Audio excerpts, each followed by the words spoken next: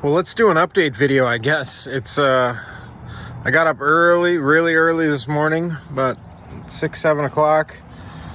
It got into the 90s today, and I got this in there and mounted. I ended up rewiring my battery.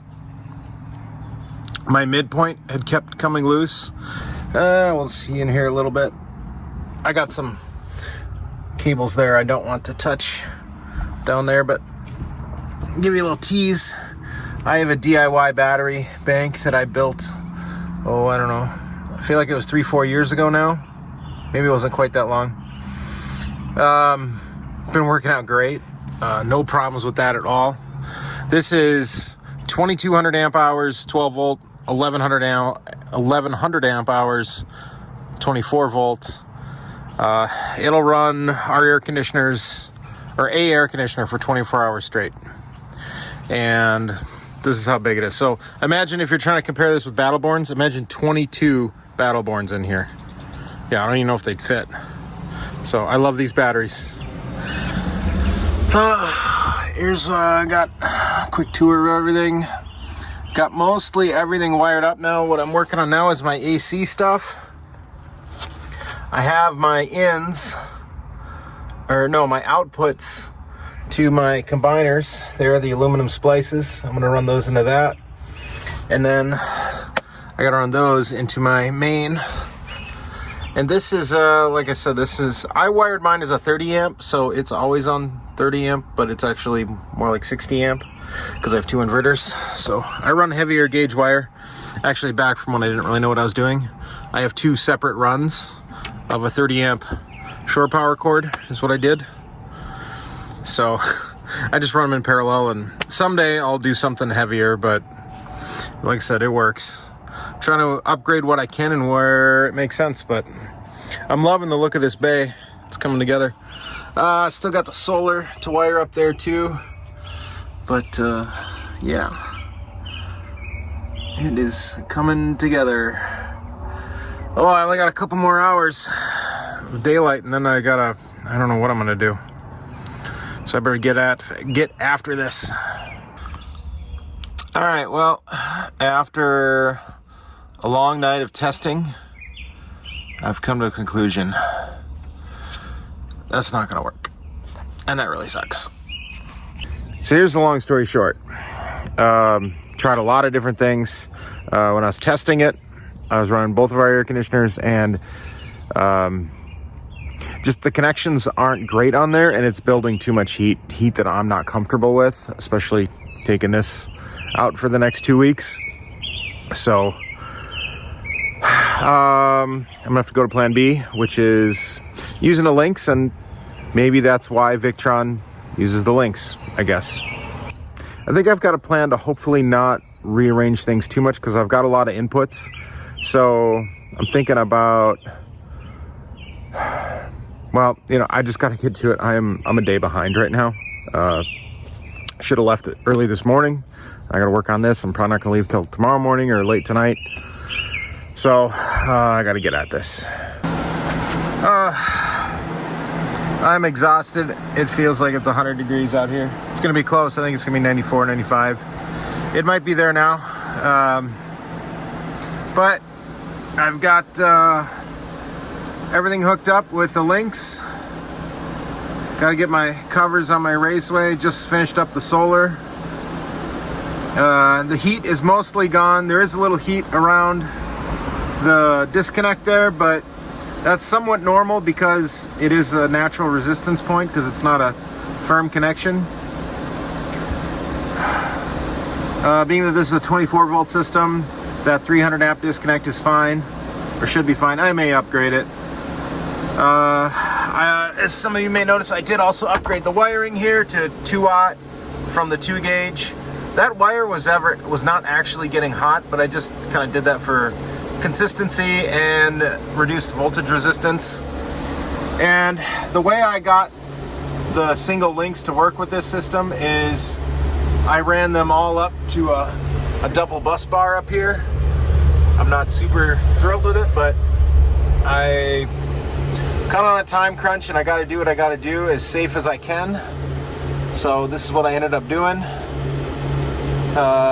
So I ganged all those together, and then that is feeding into a single fuse here, fused at 200. So basically I got 3 200s in there. And then the one that's left open is going to be my alternator charge. And then I just ran the 70 amp Orion right off of the end there. And I'm running that unfused. Reason for that is that wire, the cable that I'm using is in spec for as much power as that can draw. Now I am at risk for a dead short. That's a risk I'm willing to take right now. Oh, and this is pretty cool too.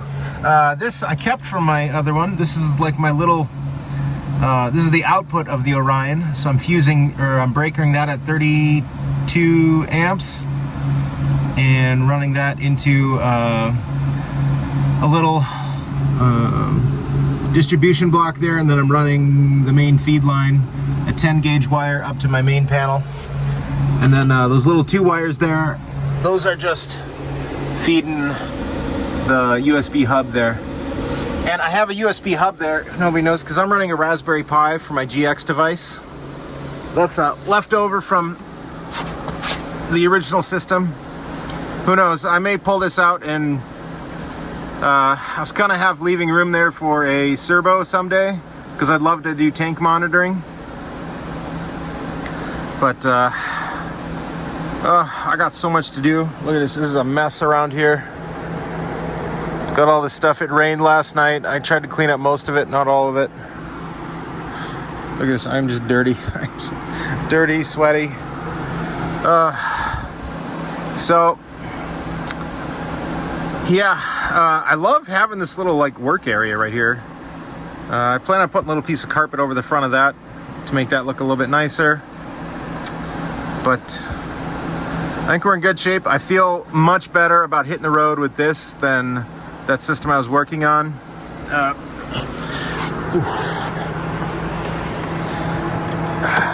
I'm not ready to give up on this quite yet, because I'll tell you what, I really liked being able to just, let's say I just want to work on the inverters, so I can just, whatever, you know. All right, my inverters are off. Now I can mess with those, but solar's still charging the battery and all that stuff. I want to make something like this work. The key is we're just going to have to, I don't think we can use this solid bus bar material. It just doesn't make a good connection, as you can see there. So I tried using some jumpers there to give it a little bit more surface area. And that improved things, but it wasn't enough, really. I was just building a lot of heat between the main and the inverters. Not on the breakers themselves, but on the bus bar, mostly. It never really got more than 130 when I was running it, but it was just hotter than I would have liked. So we'll put this on the shelf for now. We'll keep playing around with it.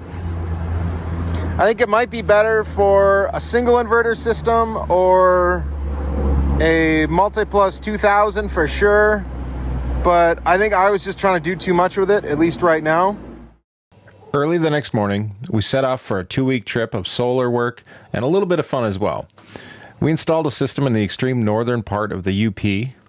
Then we spent a week in an event called Schoolie UP. After that, we made our way down to a little update on a previous project we've worked on. Finally, making it home after almost 2 weeks on the road. So the question is, how did it do? How does it look? And most importantly, could we run our air conditioner with no generator? Let's talk about it. So, we made it. It's been a great couple of weeks. We had a lot of fun. Met a lot of old friends, made a lot of new friends. So if we saw you out on the road, thanks. Or it was a lot of fun. Question is, how did this system do? Well, I can tell you from a pure power generation standpoint, it did great. We ran anywhere from, I think our state of charge, the lowest it got was 20%. And I let it get that low on purpose because I wanted to see could we actually charge up from that. And we were able to. One day It was really hot. We ran a lot of air conditioning. Yes, we ran one, sometimes two air conditioners most of the day, and an air conditioner at night. Now they do cycle off, the compressors cycle off. But if the question is, how much solar power do you need to run an RV air conditioner? This is how much. And I would say you have to capture sun at different times of the day. These side panels have been critical to the success of being able to make that work. I think if we had that same amount of power just flat facing, well, we're not going to get that power generation in the morning, and we're not going to get it in the evening. Now, yes, we could do some kind of articulated thing and get the best of both worlds. Maybe we'll get there. Stay tuned. So with that in mind, or overall, it worked great. I couldn't be happier. I would say I am actually happy with the solar. I don't really feel like we're missing out. We ran the generator zero amount of time. Now, to be fair, there were a couple times when it's a little bit warm. We just ran the fans inside, or just, did the exhaust fan, especially cooking, because we do all electric cooking, and it doesn't make sense to cool air when you're with electricity and you're heating air with electricity. So there was some of that, but when it came time to sleep or in the evenings, anything like that, we were not making sacrifices as far as that was concerned. Kept it at about 68 for sleeping, and we find that's nice because sometimes it just takes the humidity out of the air. Even though the air temperature was sometimes even lower than that, it would get really sticky. So, all right, it's enough talking about that. Let's see how that bay actually turned out. Well, here it is in all its glory. Still, boy, I'd like to cover that with some cable wrap or something. It's not super proud of a lot of the different things in here, but it got better. I'm really happy about that. Like I said, we did end up going with this Lynx distributor here, and that worked out just fine for us. I don't have it lit up yet because mine is a 24 volt system, and I don't have a 24 volt converter to make the LED lights light up quite yet. But everything else worked great. And now we've got a way to safely store some things. I was able to use this space for a little bit more storage of boxes because I had this bus absolutely packed. But yeah, and as far as temperature went, didn't really have any problems. I'm actually starting to have a little bit of second thoughts on how bad that breaker system I had going was, because there were parts in this that were getting to 120, 130 degrees as well. They just didn't get any hotter, and maybe I just needed to be okay with that. But this is it. Take a screenshot. I don't know. Tell me what you think. We definitely need to improve it, or there's definitely some things I would still like to improve, but it's better, and I'm all about being better. And some of my regular viewers would probably know this isn't our house. This isn't normally where we keep our bus. This is actually my neighbor's house, who is generously giving us a spot to park our bus because our driveway right now is packed with projects. We just had to, basically we didn't have room for the bus. Okay. Hey, there's my daughter, and that's her friend. They're gonna be on YouTube now. You're on YouTube now. Oh, where is she?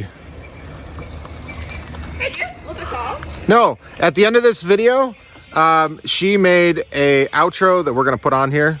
So leave a comment on what you think about it.